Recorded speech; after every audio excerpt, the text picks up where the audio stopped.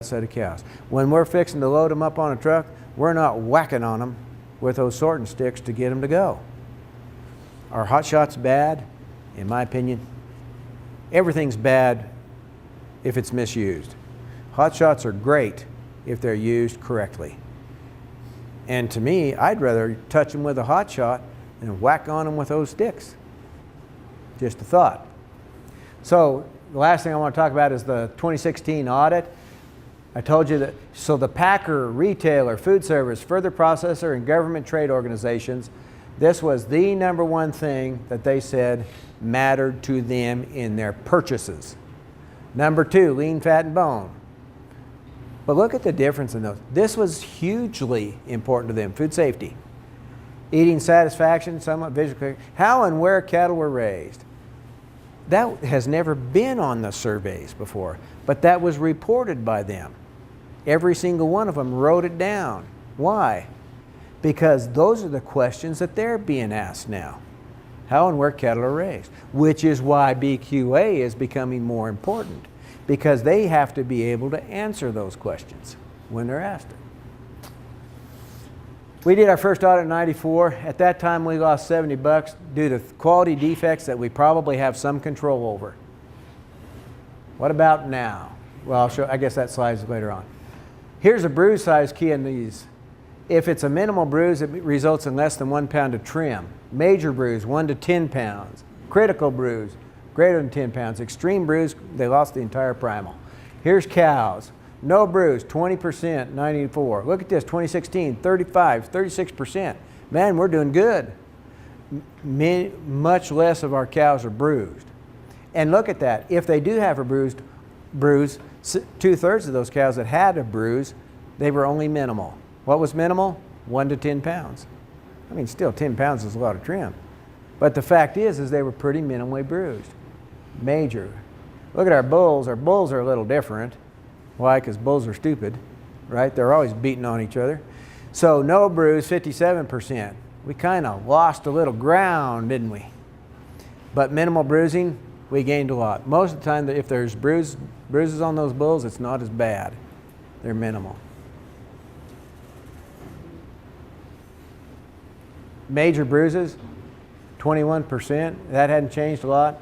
Critical bruises down. You know, we're not bruising our cattle near as much.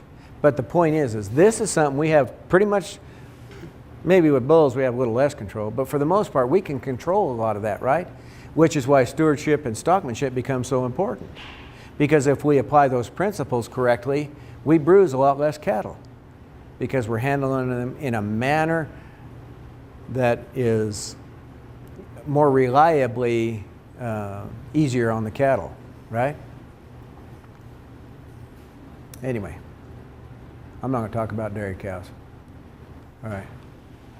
I put this up there because I told you about the Japanese roast. Look at this. This is the audit in 2007. They didn't see any birdshot or buckshot. Good for us. We quit shooting our cows. Wow, man, we deserve a big pat on the back for that. Why would somebody shoot their cows? Well, the answer is, in all honesty, that's trying to get those cattle out of deep brush. That's really what it's about.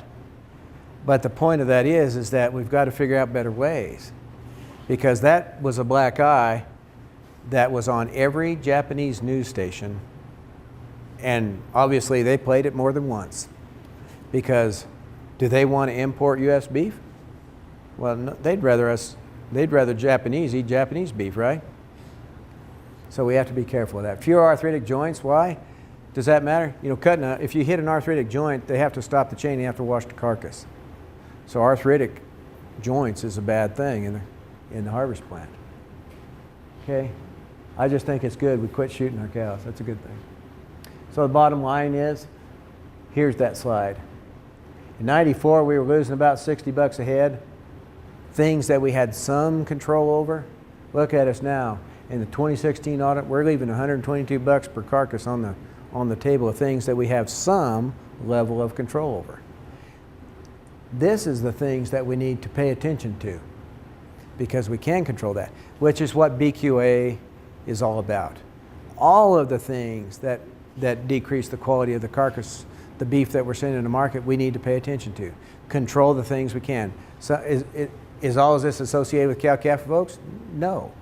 In fact, a lot of it's at the feed yard end. But the point is everybody involved needs to strive to improve these things. So the bottom line, would you eat what you produce? Absolutely. Without fail. We produce the best beef in the world right here. We got to tell our story better, and it never means that we quit striving to do better, and that's what BQA is about. Any questions? Everybody kind of got it? Okay. Now, those of you that survived the lecture, I have this little 200-page quiz for you to take. I'm going to give you some instructions. Okay? So, this has 2 pages attached at the very front.